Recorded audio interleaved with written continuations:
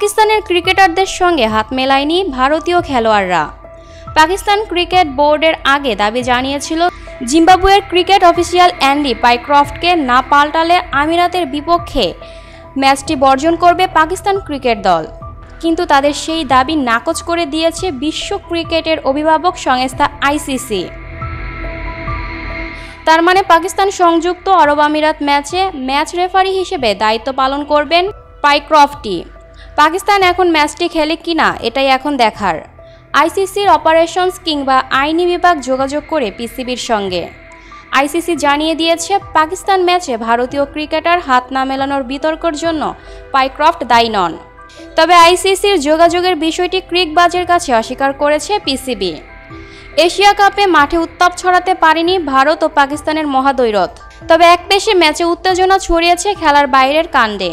টসের সময় পাকিস্তান অধিনায়ক সালমান আগার সঙ্গে হাত মেলাননি ভারতের ক্যাপ্টেন সূর্যকুমার যাদব। ম্যাচ শেষে ভারতীয় খেলোয়াড়রা সৌজন্যমূলক হ্যান্ডশেক করেনি পাকিস্তানের ক্রিকেটারদের সঙ্গে। এই ঘটনা আলোচনার ঝড় তুলেছে।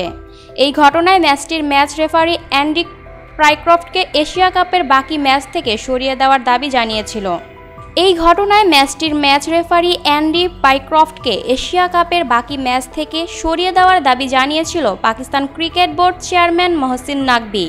কিন্তু আইসিসি তাদের হতাশ করেছে। এশিয়া ক্রিকেট কাউন্সিলের বর্তমান সভাপতি নাকভির দাবি, পাইক্রফট টসের সময় দুদলের অধিনায়কদের করমর্দন না করার জন্য অনুরোধ করেছিলেন। যদিও এখনও প্রমাণিত হয়নি যে পাইক্রফট সত্যি অধিনায়কদের টসের সময় একে অপরকে করমর্দন না করার নির্দেশ দিয়েছে কিনা।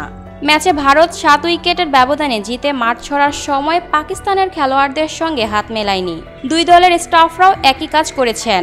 যদিও খেলা শেষে দুই দলের হাত মেলানো একটি অলিখিত রীতি। ভারতের অধিনায়ক সূর্যকুমার যাদব পরে জানিয়েছেন, পেহেলগাম হামলায় নিহতদের শ্রদ্ধা জানাতে এমন সিদ্ধান্ত নিয়েছেন তারা। সেই সঙ্গে জয় উৎসর্গ করেছেন নিহতদের পরিবার ও ভারতীয় সেনাবাহিনীকে।